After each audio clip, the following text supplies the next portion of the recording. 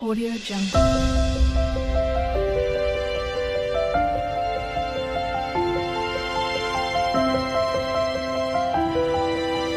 Audio Jungle. Hello everyone, সবাই কেমন আছো? আশা করি সবাই খুব ভালো আছো আর আমরাও খুব ভালো আছি। একটা নতুন ভিডিওতে তোমাদের সবাইকে অনেক অনেক ওয়েলকাম জানিয়ে আজকের ভিডিও শুরু করছি।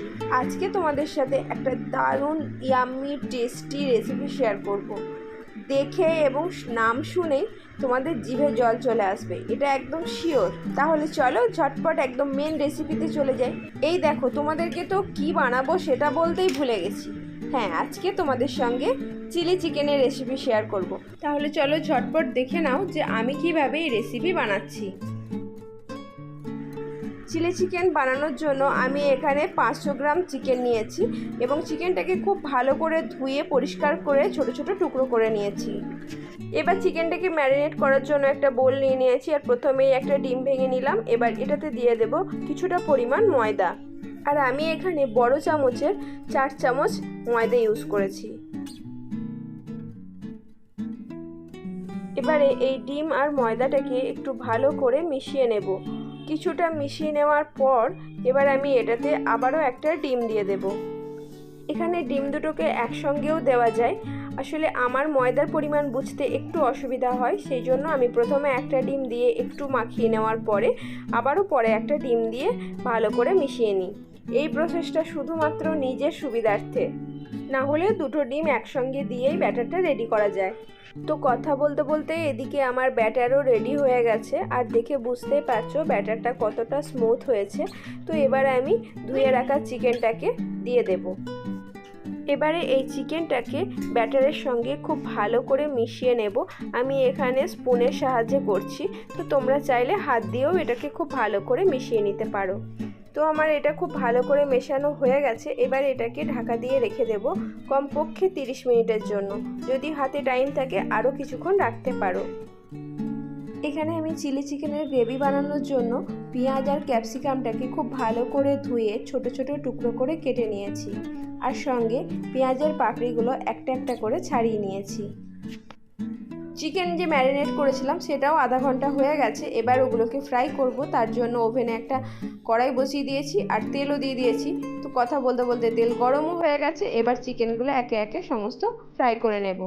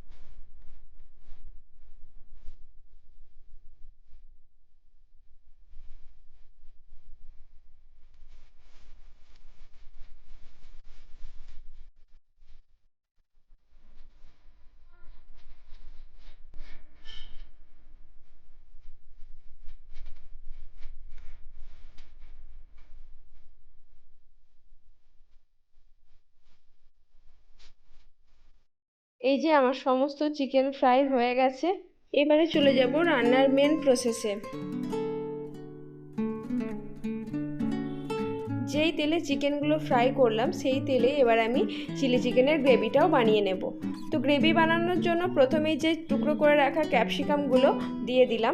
এবার এই ক্যাপসিকামটাকে হালকা নাড়াচাড়া করে একটু ফ্রাই করে নেব। ক্যাপসিকাম যেহেতু পেঁয়াজের থেকে একটু শক্ত, তো সেই জন্য এটাকেই আগে দিলাম, দিয়ে একটু ভাজা হয়ে গেলে তারপরে এর উপরেই পেঁয়াজগুলো দিয়ে দেব। এবার এই দুটোকে একসঙ্গে খুব ভালো করে নাড়াচাড়া করে ফ্রাই করতে হবে।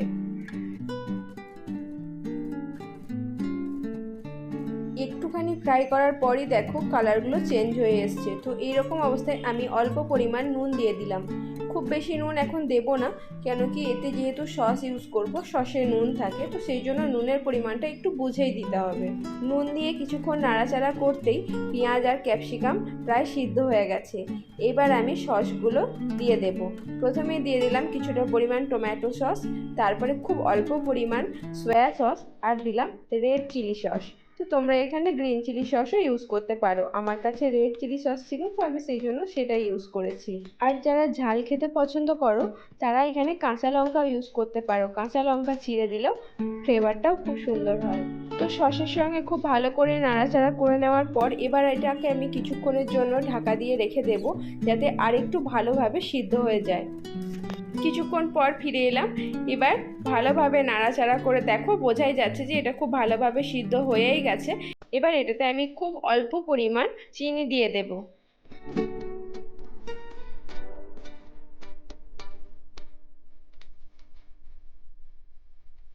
ক্যাপসিকাম আর পেঁয়াজ যেহেতু সিদ্ধ হয়ে গেছে, এবার আমি ভেজে রাখা চিকেনগুলো দিয়ে দেব।